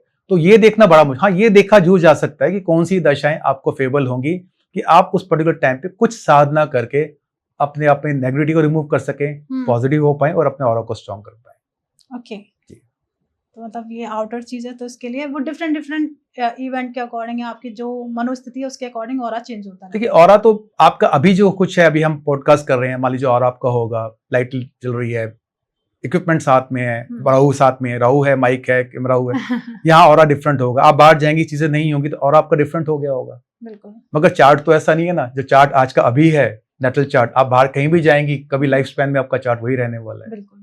हम अगर टाइमिंग ऑफ इवेंट हम फाइंड आउट कर सकते हैं कि कौन सा बेस्ट टाइम है आपको स्पिरिचुअलिटी में जाने का, किस तरह से जाना चाहिए, जो मैंने पहले आपको डिफाइन करा। देखिए, किसी भी स्पिरिचुअल पाथ में जाएंगे डेफिनेटली ऑरा तो आपका क्लीन होगा ना। आप नाम जब भी करेंगे, नाम जब अंदर जाएगा तो कोई नेगेटिव बाहर आएगी, आपका ऑरा क्लीन हो जाएगा। आप मेडिटेशन करते हैं, वो आपका ऑरा क्लीन कर देगा। आप कीर्तन करते हैं, वो आपका ऑरा क्लीन कर देगा। आप स्तोत्रम पढ़ते हैं, आप वो ऑरा क्लीन कर देगा। तो ऑरा क्लीन करने की बड़ी सारी चीजें हैं। हाँ, ये हम आइडेंटिफाई कर सकते हैं कि एक इंडिविजुअल को किस तरह से, कौन सा फॉर्मेट को अपनाना चाहिए कि इजीली एसेसिबल हो जाए उसके लिए चीजें। मैं क्वेश्चन वही करने वाली थी कि जल्दी उस चीजों को अचीव कर जाए अपनी लाइफ के अंदर, कि घूम के ना जाना पड़े, एक स्ट्रेट फॉरवर्ड को रास्ता हो कि मैं ये चीज परफॉर्म करूंगा। जैसे हम बोला कि किसी का 8th हाउस की दशा चल रही है, प्लेनेट बैठा हुआ है 8वें घर में, साधना करने में 8वां घर क्या है? डीप सी है ना, साधना है ना, तंत्र है। जो तांत्रिक होता का 8वां घर तो एक्टिवेट होता है ना, कुछ कॉम्बिनेशन होते हैं, वो मैं डिफाइन नहीं कर रहा यहाँ पे। 8वां घर है तो आपको क्या करना है, आपको 5th हाउस की चल रही है दशा, तो आपको डिफरेंट वे से अप्रोच करना है। 8वें घर की दशा चल रही है, एक्टिवेट है, तो आपको डिफरेंट वे से अपने आप को, अगर आप स्पिरिचुअल पाथ में जाना चाहते हैं तो उस हिसाब से ये आइडेंटिफाई किया जा सकता है। हाँ, ऑरा क्या है आज की डेट में मेरे समझ में नहीं आता, कि नेटल चार्ट से डिफाइन करना थोड़ा मुश्किल है इसको। ओके संजीव सर, एक चीज और होती है कि लोगों को जैसे ही पता चलता है कि उनकी 7.5 या ढैया शुरू हो गई, तो कहीं ना कहीं उनके दिमाग में डर बैठ जाता है जी। कहते हैं यार अब तो लाइफ खराब होने वाली है, मुझे प्रॉब्लम्स आने वाली है, क्योंकि मेरी तो 7.5 चल रही है जी। तो क्या है ये 7.5? देखिए, ज्योतिष में एक टर्म है ट्रांजिट, जिसे हम गोचर कहते हैं जी। वो हर प्लैनेट तो यूनिवर्स में चल ही रहा है, रुका तो हुआ नहीं है। तो शनि भी जब ट्रांजिट करता है हमारे नेटल चार्ट के चंद्रमा के एक घर पहले या उसके ऊपर या उससे बाद से, तो हम 7.5 ही कहते हैं। ऐसे ही जब चंद्रमा से शनि 4th हाउस में ट्रांजिट करता है, वो भी कहीं ना कहीं शनि का ढैया हो जाता है, ठीक है। लगन से अगर शनि 8वें घर से ट्रांजिट करेगा, वो भी कहीं ना कहीं अष्टम का ढैया हो जाता है। ये बेसिकली ट्रांजिट बेस्ड चीजें हैं। अब 7.5 को इतनी इंपॉर्टेंस दी जाती है क्योंकि शनि एक बड़ा प्लेनेट है, and slow moving planet. Shani ने एक राशि में 2.5 साल रहना है, ठीक है। अब वो 2.5 साल जब वो चंद्रमा से पहले या चंद्रमा के ऊपर या चंद्रमा से नेक्स्ट घर में जाएगा, कहीं ना कहीं वो चंद्रमा को इम्पैक्ट डालेगा। चंद्रमा क्या है? चंद्रमा मेरा माइंड है, राइट। तो कहीं ना कहीं देखा गया है कि 7.5 के टाइम पे एक इंडिविजुअल को मूड स्विंग्स, मेंटल एंजाइटी देना शुरू कर देता है। दूसरा, शनि पेन देता है। शनि पेन का कारक है। हमारी बॉडी में जो नर्व्स हैं वो सैटर्न है। वो हमें कार्बन डाइऑक्साइड तो चाहिए नहीं अपने नर्व्स में, हमें ऑक्सीजन चाहिए। ठीक है, तो शनि पेन देगा क्योंकि शनि कार्बन डाइऑक्साइड जो हमारी नर्व्स के अंदर है वो फ्लो कर रहा है जी। ठीक है, तो शनि कहीं ना कहीं जब भी शनि की 7.5 है, शनि सा जब भी ट्रांजिट यानी चंद्रमा से चौथे घर में, चंद्रमा से 8वें घर में चलेगा, तो एक नेटिव को उसके टाइम के हिसाब से, मान लीजिए 5 साल का बच्चा है, उस पर शनि क्या इम्पेक्ट डालेगा, ठीक है ना। उस पे हो सकता है कि उसके मूड स्विंग हो सकते हैं, आज वो कम खाना खाए कल वो ज्यादा खा ले, आज वो पढ़ाई कम कर ले कल वो ज्यादा कर ले, तो उसके मूड स्विंग चल सकते हैं। बड़ा इंसान होगा, उसको एग्जाइटी फील करेगा, मेरी जॉब नहीं लग रही, मेरी मैरिज नहीं हो रही, कंसर्निंग उस टाइम में दशा के चल रही है, क्या प्रोमिनेंटली उसके चार्ट में हाउसेस एक्टिवेट है, मगर शनि को कर्म कारक बोला गया है, कर्मों के अधिपति हैं। तो 7.5 कहते हैं कर्मों को ट्रांसफॉर्म करने के लिए जी। अपने कर्मों को ठीक रखने के लिए। शनि कर्मकारिक जॉब भी शनि से देखा जाता है, मैक्सिमम देखा है 7.5 में लोग बड़ा अच्छा ग्रो करते हैं अपने बिजनेस और जॉब के लिए। तो 7.5 कोई डर नहीं है, ऐसा डरने की जरूरत नहीं है। सारी एक ट्रांजिट है बेसिकली एक प्लेनेट का। कहां से ट्रांजिट है? हमारे नेटल मून से 12वें घर में या उससे पहले, या नेटल मून के ऊपर से जब भी शनि गोचर करेगा तो 7.5 कंसिडर किया जाता है। मगर ये समझना बहुत जरूरी है कि शनि क्या है। जो मैंने आपको बोला, Shani is the planet for transformation in A life. लोग कहते हैं शनि दुखों का कारक है, मगर दुख के बाद तो सुख मिलेगा। मैंने वर्ड यूज किया ट्रांसफॉर्मेशन, यानी आपको ट्रांसफॉर्मेशन के लिए सैटर्न आया आपकी लाइफ में, एक एज ए टीचर आया है और कुछ ना कुछ आपको सिखा के जाने वाला है। तो शनि एक लर्नर है, वो ये देख रहा है कि आप दुनिया को क्या दे रहे हैं। और स्पेशली जब 7.5 हो या शनि की दशा चल रही हो, एक बात जनरली मैं बोलता हूं, शनि कहता है या घर बैठ के आंसू बहाओ या बाहर जाके पसीना बहाओ। तो we need to put more efforts in a Saturn time. अपने कर्मों में एफर्ट करेंगे तो सैटर्न हमारे को रिजल्ट देना शुरू कर देगा। घर बैठ के आंसू बहाने का कोई फायदा नहीं है, बाहर जाएं, एफर्ट करें। शनि सर्विस है ना, service to other is a Saturn. अगर शनि का एक ही मंत्र है, सुबह उठ के बोलिए कर्मा कर्मा इन कर्मा, और more karma you put in your life is a remedy of your Saturn. Okay, अब जब सैटर्न की रेमेडीज की आपने बात की है, तो बहुत सारे लोगों का कहना होता है कि शनि की रेमेडी करनी है, आपकी लाइफ एकदम बल्ले बल्ले हो जाएगी। आपके जो लोअर क्लास लोग हैं उनको आप दान दो, उन्हें उनकी हेल्प करो जी। तो मतलब लोअर क्लास क्या है, मतलब किस तरीके से आप किसी को भी जज कर सकते हैं अपने शनि को ठीक करने के लिए? कैसे आप किसी को? देखिए, सबसे बड़ी रेमेडी सैटर्न का है, आप जब सर्विस देते हो किसी को, मान लीजिए मैं एक जॉब कंसल्टेंट हूँ, मैं किसी को रिज्यूम बनाने की एक आइडिया बता देता हूँ, किसी को रिज्यूम बनाना नहीं आता, बायोडाटा कैसे बनाना है, मैंने उसको सर्विस प्रोवाइड कर दी मैंने, वो भी शनि की रेमेडी है। किसी को दान देना तो कहीं नहीं बोला, देखिए दान तो हमारे हिंदुओं में एक अच्छी सी मानी गई है, द शब्द तो अच्छा माना गया है, मगर Shani is a service in my life. आप अच्छा, शनि का रिप्रेजेंट हैवी लेबर को किया जाता है, जो लोग मेहनत करते हैं, क्योंकि सैटर्न मेहनत की तो बात कर रहा है, तो जो मेहनत कर रहा है उनको जो आप चैरिटी करते हैं वो सैटर्न की रेमेडी माने जाता है। मगर जो लोअर क्लास हैं, जो आपके स्वीपर हैं, मेड है, वो राहु है बेसिकली, वो एक राहु की रेमेडी है। ओके, पर वो रेमेडीज में आते हैं। देखिए, अब कुछ टेक्स्ट में ये चीजें मेंशन की गई हैं, मगर मुझे आप इंडिविजुअली अगर पूछें कि सैटर्न की रेमेडी क्या है, देखो सैटर्न की एक ही रेमेडी है, that is efforts in your life. अगर आप एफर्ट नहीं करेंगे, आप दान पुण्य भी करते रहेंगे, शनि आपको रिजल्ट नहीं देगा। मगर आप एफर्ट करेंगे, देखिए एक ज़ोडिएक चार्ट पे जो 12 घर हैं हमारे, जो किसी काल पुष्कुंडली बोला जाता है, 10वें घर और 11वें घर का मालिक शनि है। 10वां घर है कैप्रिकॉर्न साइन, मकर राशि। कैप्रिकॉर्न साइन क्या है? कैप्रिकॉर्न साइन है मैं क्रियावान कर्मों का, जो कर्म मैं इस लाइफ में करूंगा वो 10वां घर है, प्रोफेशन नहीं है 10वां घर। 10वां घर में क्रियामान कर्माज है, जो मैं एक एस्ट्रोलॉजर हूं तो मैं क्या कर्म परफॉर्म कर रहा हूं, वो 10वां घर है जी। अब 10वें घर में मैं कर्म करूंगा तो 11वें घर तक पहुंच जाऊंगा, उसका मालिक भी तो शनि है, वो भी एक्वेरियस साइन है। तो सैटर्न तो क्लियर बोल रहा है, do effort and get gain. मेहनत करो, मेहनत करोगे तो आपको फुलफिलमेंट डिजायर, जो 11वां घर एक्वेरियस साइन मिल जाएगा, आपका अचीवमेंट है। तो शनि तो खुद बोल रहे हैं सामने से कि मैं 2 हाउसेस को रूल करता हूं, वो है 10वां घर और 11वां घर। कर्म करो और गेन ले लो। तो मेरे हिसाब से जो सबसे बढ़िया रेमेडी है, that is the service to the others. आप दुनिया को क्या दे रहे हो, वो शनि है। तो जो मुझे समझ आता है, जो मेरा एक्सपीरियंस कहता है कि अगर आप दूसरों की हेल्प कर रहे हैं शनि के टाइम पे, देखिए शनि जब टाइम आएगा ना, आपकी चीजें स्लो हो जाती हैं जी। वो ग्रेजुअली, क्योंकि स्लो मूविंग प्लैनेट चीजों को ग्रो स्लोली करेगा। मगर एक बात ध्यान रखिए, जब शनि देगा ना, जब शनि की दशा चली जाएगी और जहां पहुंच जाएंगे वो वापस नहीं लेगा, क्योंकि उसने बैंत मार मार के दिया है, उसने टीचिंग करके के आपको दी है। तो इसलिए सैटर्न की दशा तो पहले के लोग वेट करते हैं कि शनि की उनकी दशा आए। आज लोग डरते हैं शनि की दशा आ गई, बहुत ज्यादा डरने की जरूरत ही नहीं है। या तो अगर आप एफर्ट नहीं कर सकते आप घबरा जाइए सैटर्न से, अगर आप एफर्ट करते हैं तो शनि से डरने की कोई जरूरत नहीं है। तो मतलब मैं जैसे शनि ग्रह हो गए जी, साथ में राहु ग्रह हो गए और केतु, जब इनकी दशाएं आती हैं ना लोग कहीं ना कहीं डर जाते हैं बहुत ज्यादा। क्यों डरते हैं लोग? देखिए अब ये समझना है कि प्लेनेट है क्या। सैटर्न राहु केतु कार्मिक प्लेनेट्स हैं। सैटर्न पास्ट लाइफ का पोस्ट मास्टर है, जो पास्ट लाइफ कर्मों का रिजल्ट आपको अब देगा। कर्म कारक है ना, जो पास्ट लाइफ में क्या वही मेरे को मिलेगा। राहु क्या है, राहु भी कार्मिक प्लेनेट। राहु कह रहा है मैंने पास्ट लाइफ में सॉरी मैं आपको ये दे नहीं पाया, मैं अब आपको दूंगा। तो राहु जहां प्लेस्ड होगा आपको वहां के लिए ऑब्सेशन हो जाएगा। ऑब्सेशन मतलब कि आप खा तो रहे हैं मगर टमी नहीं है, पेट नहीं है, भूख नहीं कम होगी। तो कार्मिक प्लेनेट है, वो प्लेटर में लाके चीजें देगा। मगर राहु है वो ना आपको मिसगाइड करता है।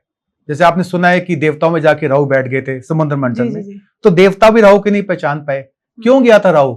देवताओं की एनर्जीज लेने के, अमृत के लिए। तो राहु एक ऑब्सेशन है।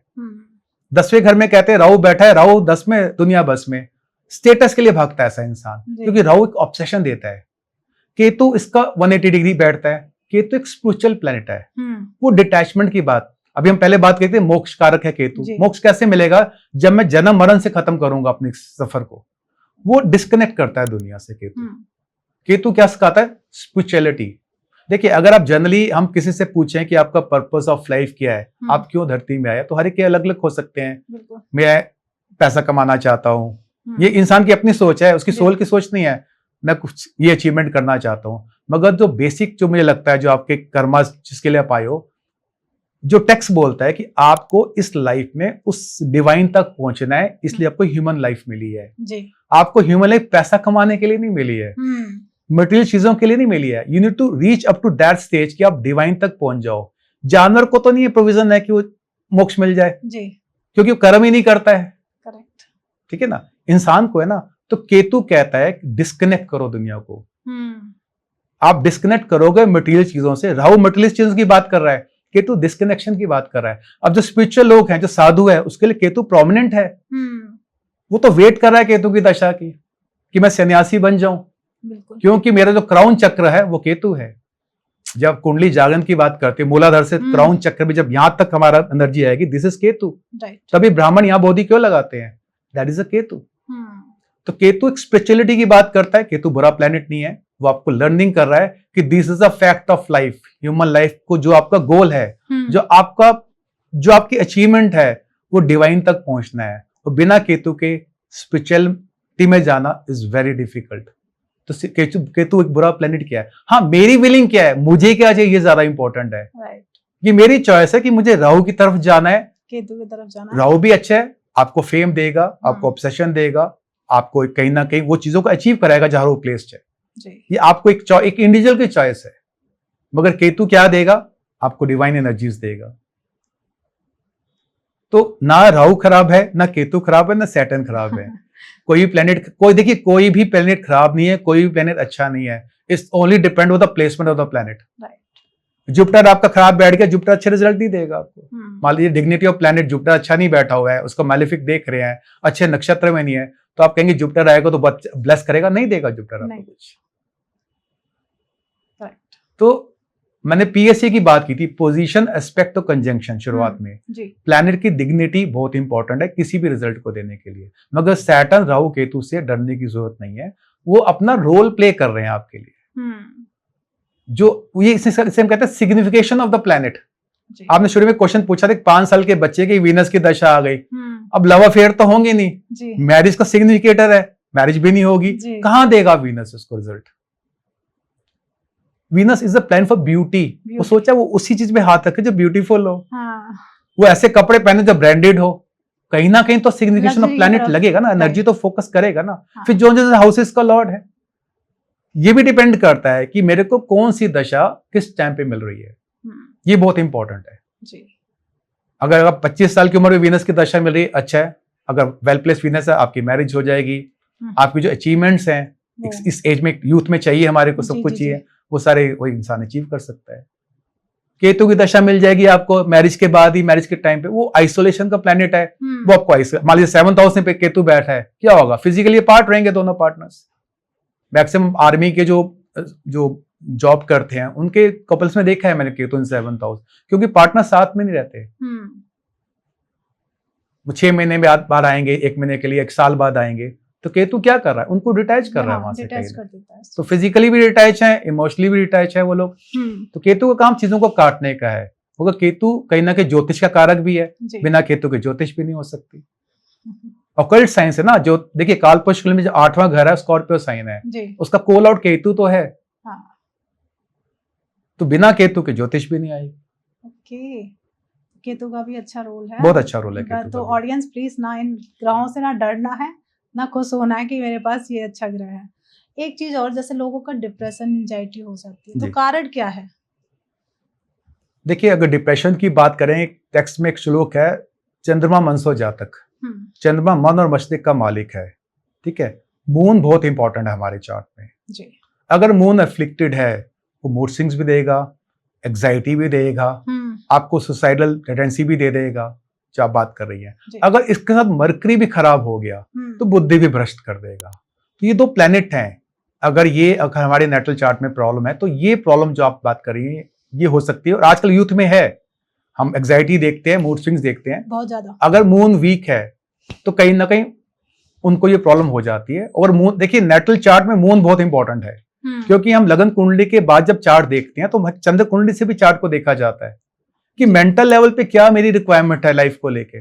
देखिए लगन तो फिजिकल चीजें मेरे को दे रहा है ना, लगन इज अ फिजिकल बॉडी, मेरी इम्यूनिटी, मेरा हेल्थ लगन है, वो लगन फिजिकली चीजें बता रहा है। यानी लगन से 10वां घर बताएगा आप क्या करेंगे, मगर चंद्रमा से 10वां घर बताएगा आप क्या करना चाहते हैं कैरियर में, माइंडसेट। तो अगर मून अगर पॉजिटिव है, अच्छा है, तो आपका 50% चार्ट तो वैसे स्ट्रांग हो गया। देखिए लाइफ में प्रॉब्लम तो आएंगी, दशा बदलेंगी, हर इंसान की ऐसी दशा नहीं मिलेगी कि सारी दशा अच्छे जाए जी। अच्छा टाइम भी आएगा, बुरा टाइम भी आएगा। चंद्रमा जो है वो अगर आपका स्ट्रांग है तो वो इंडिविजुअल उस टाइम स्पैन को निकाल लेगा स्ट्रांगली। तो मूड स्विंग, मेंटल एग्जाइटी हम चंद्रमा से देखते हैं। जब अभी हम साढ़े साथी की बात कर रहे थे, साढ़े साथी फियर है ना कि चंद्रमा से जब भी शनि ऊपर से निकलेगा साढ़े साथी में एग्जाइटी देगा, क्योंकि फ्रेंड्स तो है ही नहीं है। चंद्रमा और शनि में कोई मित्रता तो है नहीं है, बिल्कुल। तो कहीं ना कोई चंद्र को खराब कर देगा।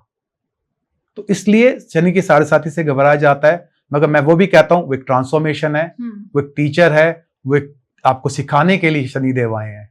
पहले जमाने में लोग शनि की दशा की वेट करते थे कि 19 साल की दशा आएगी हम कुछ सीख पाएंगे।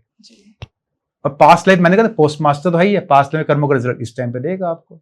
तो शनि इसलिए बोला अच्छा होना चाहिए, यानी मेरे पास्ट कर्मस अच्छे होंगे तो मेरे ये लाइफ में अच्छा मेरे को चीजें मिलेगी। तो हम एंड की तरफ चल रहे हैं, तो हमेशा हमारी ऑडियंस को एक संदेश दिया जाता है, तो आप क्या मैसेज देना चाहेंगे हमारी ऑडियंस को? देखिए मैं ये कहूंगा, एस्ट्रोलॉजी एक साइंस है जो ऑब्जर्वेशन की साइंस है, और इसको प्रेडिक्शन मत लीजिए, इसको पॉसिबिलिटीज लीजिए। हमारे कर्मास हमारी लाइफ में बहुत इंपॉर्टेंट है। डेस्टिनी बेस्ड चीजें नहीं होनी चाहिए लाइफ में कि मेरी डेस्टिनी में ये है ये नहीं है। किसी एस्ट्रोलॉजर ने बोल दिया आपके भाग्य में ये है, वो चेंज हो सकता है, क्योंकि फ्री विल हमेशा हमारे साथ चलती है। तो destiny and free will walks together. भाग्य में होगा, कर्म नहीं करेंगे तो कुछ नहीं मिलेगा। अगर आप कर्म भी कर रहे हैं और भाग्य में तब भी कुछ नहीं मिलेगा। तो प्लीज आपकी फ्री विल क्या है, एफर्ट करना, डेस्टिनी आपके हाथ में नहीं है। एफर्ट कीजिए, ये सेट शनि की रेमेडी भी है, और मुझे लगता है कि एफर्ट करने वालों को मेरे ख्याल से अपनी लाइफ में सब कुछ मिल जाता है। बिल्कुल। अब ऑडियंस का रहता है कि सर से हमें कनेक्ट करना है, सर से हमें कुछ जानना है, तो आपसे किस तरीके से कनेक्ट कर सकते हैं? देखिए मेरी वेबसाइट है, मेरे नाम से मेरी वेबसाइट है www.sanjeevghadok.com के नाम से, और नंबर्स हम स्लैश कर देंगे इसके ऊपर, आप उससे कांटेक्ट कर सकते हैं। ये व्हाट्सअप नंबर है, आप व्हाट्सअप मैसेज कर मुझसे कांटेक्ट कर सकते हैं। बिल्कुल। और thank you so much Sanjeev sir, बहुत अच्छा लगा आपके साथ पॉडकास्ट करके। मुझे तो मजा आया, मुझे लगता है आज मेरी ऑडियंस को भी मजा आया होगा, क्योंकि उन्होंने बड़े डीप में एस्ट्रोलॉजी को समझा है। एस्ट्रोलॉजी को एक तरीके से ऐसा नहीं कि बस मैगी नहीं है जी, एफर्ट्स आपको करने पड़ेंगे, आपको अपने कर्मों में जो करके आए वो मिलना है, उससे डरना नहीं है। जैसे सर ने बहुत अच्छे से एक्सप्लेन किया, आज तक मुझे लगता है कि इतने डीप में जाके आपने लगा कि आज मेरे सामने टीचर बैठे हुए हैं, एस्ट्रोलॉजी को मैं सुनती जाऊं। मुझे तो बहुत मजा आया। Thank you so much. Thank you very much. अब हमारी ऑडियंस, आपके भी दिमाग में बहुत सारे प्रश्न या विचार चले होंगे, हम जब बात कर रहे थे हो सकता था कि भारती मैम ये क्वेश्चन कर लेती, सर उसका आंसर दे देते। तो प्लीज वेट मत करो, आपके हाथ में फोन है और कमेंट बॉक्स खुला हुआ है, उसमें आप धड़ल्ले से अपने प्रश्न डालिए, सर की टीम आपको उसका आंसर देगी ही देगी। डेफिनेटली। और बहुत सारे विचार आए हैं कि शायद मुझे इसके बारे में पता चल जाता है, तो उन विचारों को भी प्लीज वेस्ट ना करें, कमेंट करें, उसका भी आंसर आपको मिलेगा। और प्लीज ये पॉडकास्ट जितना ज्यादा हो जाए, हर किसी को ये पॉडकास्ट सुनना चाहिए, तो अपने फ्रेंड्स और फैमिली के साथ शेयर कर दीजिए, क्योंकि फ्री ऑफ कॉस्ट है, कोई चार्जेस नहीं लगते हैं। प्लीज चैनल सब्सक्राइब कर लीजिए। मिलते हैं एक नए एपिसोड में, जब तक आप अपने घर में स्वस्थ रहें, मस्त रहें। राधे राधे।